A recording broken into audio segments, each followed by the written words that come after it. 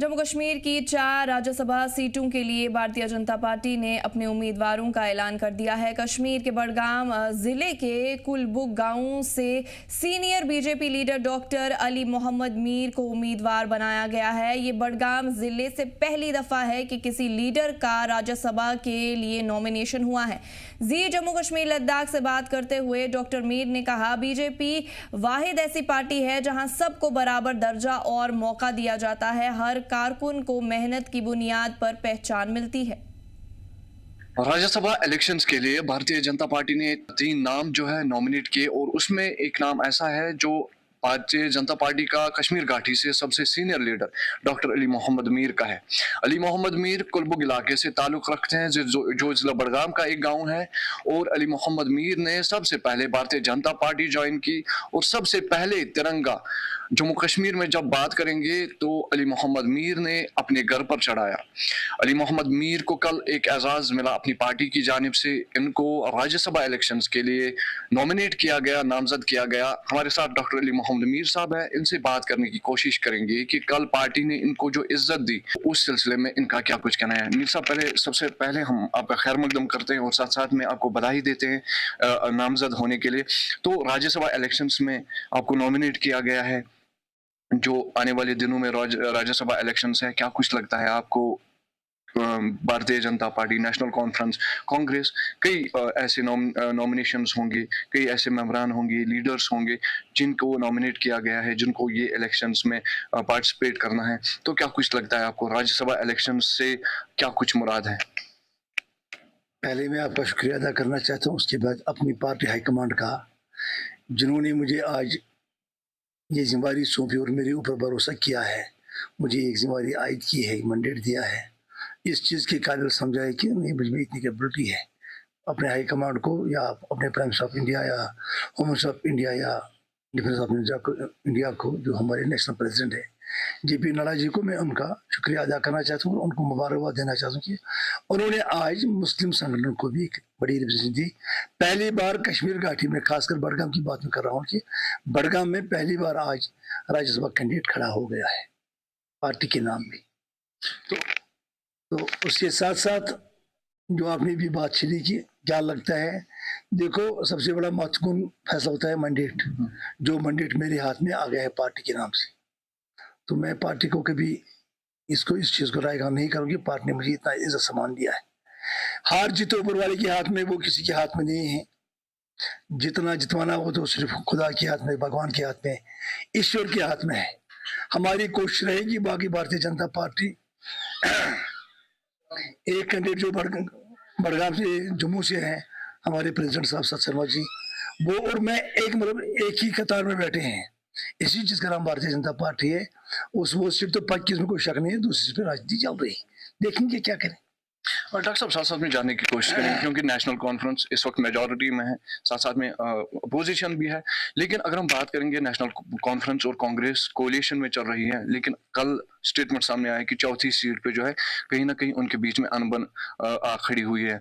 खासतौर पर अगर हम बात करेंगे, जो तारिक हमीद कर रहा है, उन्होंने स्टेटमेंट में कहा कि नेशनल कॉन्फ्रेंस ने हमें वो सीट दे दी जो टफ सीट है, तो उन्होंने वो एक्सेप्ट नहीं किया। कैसे देखते हो उस चीज को? देखो, ये उन दो पार्टियों के दरमियान मामला है, हम उस पर नहीं जा सकते, क्योंकि उनको कलेक्शन चल रही थी। कल उन्होंने कलेक्शन तो डाली, वो मुझे पता नहीं है। बाकी हम अपनी पार्टी की बात करें, हमारी पार्टी कोशिश कर रही है 2 सीट भी कामयाबी हासिल करने की। इंशाल्लाह, मतलब मुझे लगता है कि हम भी 2 सीट हासिल करेंगे अपनी ओर से, पार्टी की ओर से। इंशाल्लाह हम भी सत्ता में आए। तो आपको लगता है नेशनल कॉन्फ्रेंस के इतने मेंबर्स होने के बाद, आप खासतौर पर बीजेपी की बात करेंगे, बीजेपी यहाँ पर कामयाब हो सकती है? बीजेपी हमेशा कामयाब है, चाहे हम सत्ता में है या नहीं है। हम लोग वो लोग हैं जो देश के खातिर काम करने वाले लोग हैं, देश की खातिर चलने वाले लोग, देश को साथ चलाने वाले लोग हैं। क्योंकि जो हमारा मंत्र है, सबका साथ, सबका विकास, सबका विश्वास और सबका प्रवास, हम उस मंत्र को कभी नहीं छोड़ेंगे। हम उसी मंत्र को चलाएंगे और उसी मंत्र के आधार पे हम हर जगह जीत हासिल कर सकते हैं और करेंगे। हमारे मतलब पार्टी में ये नहीं है। आप देखो, मैंने कल तक 11 प्रेसिडेंट देखे नेशनल कॉन्फ्रेंस अपनी भारतीय जनता पार्टी की, अटल बिहारी वाजपेयी से लेके कल JP नड्डा तक। 11% चेंज हो गई, कोई किसी का नहीं। ये इंटरनल डेमोक्रेसी भाजपा में है। भाजपा कभी टूटने वाली पार्टी नहीं है, भाजपा कभी हारने वाली पार्टी नहीं है। भाजपा वो पार्टी है जिस पार्टी में इंटरनल डेमोक्रेसी है, जिसको हम बोलते हैं कि इकबाल ने खुद भी बोला कि एक ही सभी में खड़े महमूद अयाज, न कोई बंदा रहा न कोई बंदा नवाज। यहाँ कोई भेदभाव नहीं है, कभी बिहार का प्रेसिडेंट, कभी गुजरात का प्रेसिडेंट, कभी आसाम का प्रेसिडेंट, कभी हिमाचल का प्रेसिडेंट। यहाँ वो दिक्कत है नहीं। आप देखो इन लोगों को आखिरी दिन चल रहे हैं, आज तक ये दूसरा प्रेसिडेंट नहीं बना सकते हैं। फारूक साहब के खानदान से ये प्रेसिडेंट नहीं निकली है। फारूक साहब प्रेसिडेंट, उमर साहब आ गया, उमर साहब अभी जिंदा है, अपने बेटे को प्रेसिडेंट किया है। वही हाल है कांग्रेस का, नेहरू से लेके आज राहुल गांधी तक। कभी इस घर से बाहर निकली जब उन्हें हमें इस साल इस कार्यकाल में उन्हें प्रेसिडेंट चेंज किया है, वरना सब खानदानी राज चल रहा है, शख्सी राज चल रहा है। ये लोग आगे बढ़ने वाले नहीं है। भारतीय जनता पार्टी हर एक व्यक्ति के साथ चलना चाहती है, हर एक व्यक्ति को साथ चलाना चाहती है। हम कभी इस चीज को गुरेज नहीं करेंगे। डॉक्टर साहब, साथ साथ में जानने की कोशिश करेंगे, क्योंकि मेंबर राज्यसभा गुलाम अली खटाने ने हाल ही में एक इंटरव्यू में कहा कि इस वक्त चाहे नेशनल कॉन्फ्रेंस के जितने भी एमएलएज हैं या बीजेपी के जितने भी एमएलएज हैं, उनको चाहिए कि वो सियासत को छोड़ के उस कैंडिडेट को राज्यसभा के लिए मंतखब करे, चुने जो देश के हित में काम करे, जो नेशनल इंटरेस्ट के हित में काम करे। तो उस चीज को आप कैसे देखते हैं? देखो, हमारा मानना है कि कश्मीरियत, जमहूरियत और इंसानियत, वहां कोई पार्टी नहीं रही है।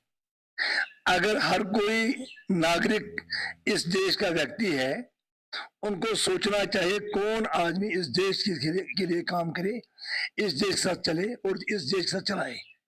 उसे अच्छा कहा कि खटाना साहब ने कहा कि मतलब अगर ये लोग चाहते हैं डेवलपमेंट, ये लोग चाहते हैं देश, तो फिर उनको उस व्यक्ति को आगे करना चाहिए जो व्यक्ति देश के साथ चले और देश को साथ चलाए। उसे ठीक कहा। आखिर में आपसे जानना चाहेंगे, क्योंकि भारतीय जनता पार्टी को आपने बहुत अरसा पहले ज्वाइन किया, तब हालात भी यहाँ पर शायद कशीदा थे।